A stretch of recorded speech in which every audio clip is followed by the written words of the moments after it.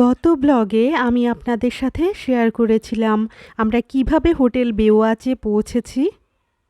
হোটেলে entry, welcome drinks আর রিসেপশনের formalities পর্যন্ত গত ব্লগে ছিল। আজকের ব্লগটা ঠিক সেখান থেকেই শুরু করছি। হ্যালো এভরিওয়ান, আসসালামু আলাইকুম।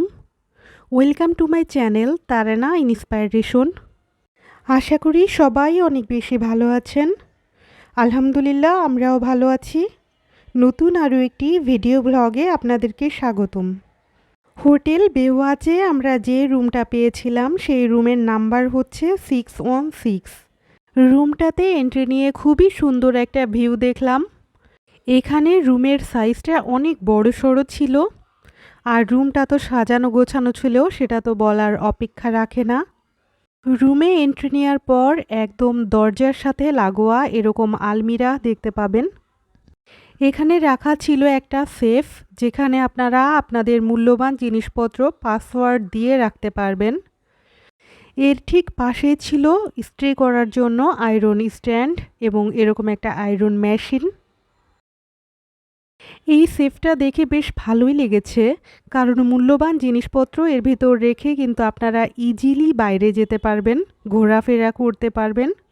নিচের ড্রয়ারগুলো ওপেন করে আমি দেখছিলাম যে সেখানে কিছু রাখা আছে কিনা, তো ওগুলো ফাঁকাই ছিল। এখানে নিচে 3টা ড্রয়ার ছিল। তো এই পাশের এই কাভার্ডে এইগুলাই ছিল। এর পাশের কাভার্ডটা যখন ওপেন করলাম তখন দেখতে পেলাম জায়নামাজ আর টুপি রাখা। জেনারেলি সব জায়গায় শুধু জায়নামাজই রাখা থাকে, কিন্তু এইখানে একটা এক্সট্রা বেনিফিট হিসেবে এরকম একটা সুন্দর টুপিও রাখা ছিল। জিনিসটা দেখে বেশ ভালোই লেগেছে। এরপর এর পাশেরটা ওপেন করলাম। এইখানে তো খুবই সুন্দর 2টা বাথরোব ছিল। রুমে ব্যবহার করার জন্য 2 জোড়া স্যান্ডেল ছিল। লন্ড্রি ব্যাগ একটা রাখা ছিল। আর এই বাথরোব যে দেখতে পাচ্ছেন, বাথরোবটা 2 জনের জন্য রাখা, যেহেতু আমরা ডাবল রুম বুক দিয়েছিলাম। তো কাভার্ডগুলোতে সম্পূর্ণ এই সব জিনিসই ছিল। এবার রুমে এন্ট্রি নেওয়ার পর বাঁ দিকে এরকম সুন্দর একটা ওয়াশরুম ছিল। ওয়াশরুমের একদম যে ইন্টেরিয়র, এটা তো আসলে বলার অপেক্ষা রাখে না। সব কিছু মিলে খুব সুন্দর। এইখানে ছিল বডি ওয়াশ, তারপরে ছিল শ্যাম্পু, কন্ডিশনার। এপাশে অনেকগুলো টাওয়েল রাখা ছিল। বেসিন এরিয়াতে কমপ্লিমেন্টারি কিছু জিনিস ছিল: পেস্ট, ব্রাশ, সাবান, গ্লাস, এক্সট্রা 2টা টাওয়েল, হেয়ার ড্রায়ার, আর সবচেয়ে বড় কথা এখানে সুতার ব্যবস্থাও ছিল, যেটা আমাকে বেশ অবাক করেছে। আর এই ছোট্ট সুন্দর মিররটার কথা আর কি বলবো, প্রায় সব 5 স্টার হোটেলেই এরকম মিরর দেওয়া থাকে। আর এটাই আমাদের পুরো ওয়াশরুম এরিয়াটা। ডান পাশে একদম কাভার্ড আর বাঁ পাশে ওয়াশরুম, যেটা বলছিলাম আর কি। বেওয়াচ হোটেল খুব বেশি দিন হয়নি ওপেন হয়েছে, যার কারণে সব কিছুই ছিল চকচকে এবং ঝকঝকে অবস্থা আর কি। বেওয়াচ হোটেলে সবচেয়ে বেশি ভালো লেগেছে যে এখানের রুমের সাইজটা অনেক বেশি বড়। তারপরে এখানে ছোট একটা ড্রেসিং টেবিল মতো মিরর ছিল, আর এখানে লাগেজ রাখার জন্য ছোট্ট টেবিল। লাগেজ টেবিলের পাশেই ছিল এরকম চেয়ার টেবিল, আর এর উপরে ছিল একটা বেশ বড় সড়ো সাইজের টেলিভিশন। এই টেবিলটারও 2টা কাভার্ড ছিল, যেটা ছিল সম্পূর্ণ ফাঁকা। এটা প্রথম কাভার্ড আর এটা দ্বিতীয়টা।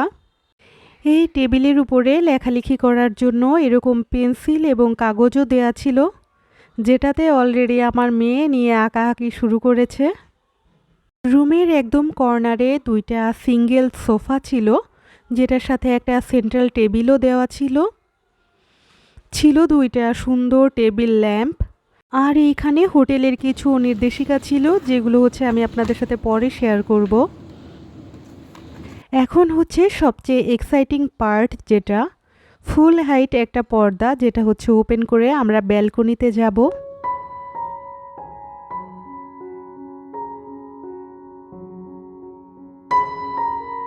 এখান থেকে কক্সবাজারের খুব সুন্দর একটা ভিউ দেখা যাচ্ছিল। এই ব্যালকনিতে ছিল 2টা চেয়ার, একটা টেবিল, আর ছিল কাপড় শুকানোর জন্য লন্ড্রি স্ট্যান্ড। আমি চাইলেই রুম ট্যুরটা আমার অন্য ব্লগের সাথে অ্যাড করে দিতে পারতাম, কিন্তু আমি চেয়েছি এটা আলাদা ব্লগ আকারে রাখতে। যারা কক্সবাজারে ঘুরতে আসতে চান অথবা ইনানি বিচেই থাকতে চান, তারা আমার ভিডিওটা দেখলে অনেকখানিক উপকৃত হবেন। তারা বুঝতে পারবেন যে আসলে হোটেল বেওয়াচের রুম কেমন।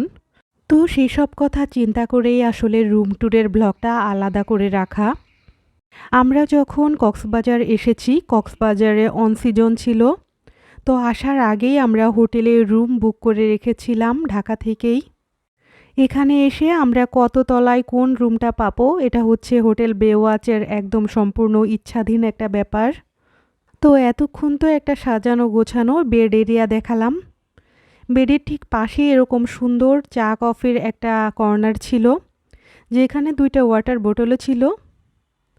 চা কফির এখানে ওয়াটার কেতলিও ছিল, ইলেকট্রিক কেতলি আর কি। এখানে রাখা ছিল কিছু কমপ্লিমেন্টারি কফি প্যাকেট, চায়ের প্যাকেট, চিনির প্যাকেট, জিরো ক্যাল প্যাকেট। এগুলোর নিচেই ছিল একটা কাভার্ড, যেখানে রাখা ছিল একটা মিনি ফ্রিজ। তো ফ্রিজটাকে ওপেন করলাম, আর এরকম হচ্ছে ফ্রিজের ভিতরের অংশটা আর কি। ফ্রিজের পাশের যে কাভার্ড ছিল ওটাও ফাঁকা ছিল সম্পূর্ণ। তো এখানে আসলে কাভার্ডের অভাব নেই, আপনারা আপনাদের জিনিসপত্র খুব সুন্দরভাবে রাখার মতো অনেক জায়গা পেয়ে যাবেন। বেওয়াচে এসে একদম প্রথমে আমাদের কাছে রুমটা যেমন লেগেছে, আমরা ঠিক তেমনভাবে আপনাদের সামনে উপস্থাপন করার চেষ্টা করেছি।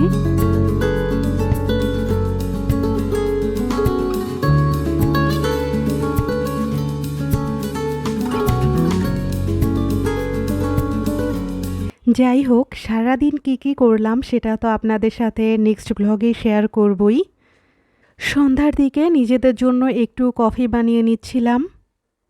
চা কফি বানানোর জন্য যা ছিল সব কিছুই ডাবল দেওয়া ছিল এখানে। হোটেল বেওয়াচ নিয়ে কিছু গুরুত্বপূর্ণ বিষয় আপনাদের সাথে শেয়ার করে ফেলে এই ফাঁকে। এই হোটেলে আমাদের কমপ্লিমেন্টারি ব্রেকফাস্ট ছিল, যেটা হচ্ছে বুফে ব্রেকফাস্ট। সেখানে অনেক রকম আইটেম ছিল খাবারের। এখানে আরও কিছু ফ্যাসিলিটি ছিল, যেগুলো হচ্ছে প্রেয়ার হল, gym facility, swimming pool facility, আরও ছিল কিডস জোন, যেখানে আমার বাচ্চা অনেক খেলাধুলা করতে পেরেছে। বিচের সাথেই বেওয়াচের একটা নিজস্ব রেস্টুরেন্ট আছে, যেখানে সন্ধ্যায় লাইভ মিউজিকের ব্যবস্থা থাকে। ওখানে রাতে ডিনার খেতে খেতে আপনারা কিন্তু লাইভ মিউজিক উপভোগ করতে পারবেন। আর এই সব কিছুই আমি আমার নেক্সট ব্লগে আপনাদের সাথে অবশ্যই শেয়ার করব ইনশাল্লাহ। যাদের আজকের ভিডিওটি ভালো লেগেছে অবশ্যই লাইক দিয়ে কন্টিনিউ করবেন সেই আশা রাখছি। এর ফাঁকে আমার কফি বানানো শেষ, আমরা দুজনে বসে গল্প করছিলাম।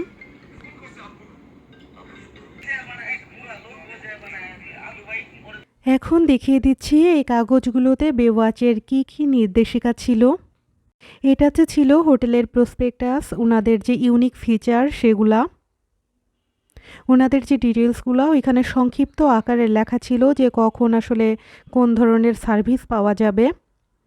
আর এইগুলোতে ছিল রুম সার্ভিস মেনু, যেগুলো হচ্ছে আপনারা রুমের ভিতরে অর্ডার করে খেতে পারবেন, সেই ধরনের কিছু আইটেমের নাম। হোটেল বেওয়াচের সব কিছুর সাথেই কিন্তু ভ্যাট যুক্ত হয়। ব্যালকনিতে দাঁড়িয়ে আমি পাহাড় দেখছিলাম, তো আমার বেবিও চলে এসেছে, ও এখন আপনাদেরকে দূরে দেখিয়ে দিবে। হাত দিয়ে দেখিয়ে দাও। হ্যাঁ, ওটা কি পাহাড়? বেওয়াচের যে সুইমিং পুলগুলো সেগুলো কিন্তু আমরা অনেক বেশি এনজয় করেছি। এটা হচ্ছে একদম নিচের যে সুইমিং পুলটা সেটা। এখানে জাস্ট রুম নাম্বার বললেই এন্ট্রি একদম ফ্রি। নিচের সুইমিং পুলটা যেমন বিশাল আর সুন্দর, ওপরেরগুলোও কিন্তু তার চেয়ে কোনো অংশে কম না। এইটা হচ্ছে উপরের সুইমিং পুল, যেখান থেকে আপনারা সি ভিউ উপভোগ করতে পারবেন। এখান থেকে নিচের সুইমিং পুলটাও খুব সুন্দর একটা ভিউ দেখা যায়। উপরের যে সুইমিং পুল আছে সেখানে বেবি সুইমিং পুল আছে, জ্যাকুজি আছে। এটা হচ্ছে হোটেলের বাইরে থেকে যে ভিউ সেটা। এই হোটেলের আরও অভিজ্ঞতা জানতে আমার সাথেই থাকুন আপনারা। অবশ্যই লাইক কমেন্ট শেয়ার করতে ভুলবেন না। এখান থেকে দূরে ওই যে আমাদের হোটেলটাকে দেখা যাচ্ছে। দেখতে দেখতে কিন্তু ভিডিওর শেষ প্রান্তে চলে এসেছি। আজকের মতো এখানেই বিদায় নিচ্ছি। আল্লাহ হাফেজ।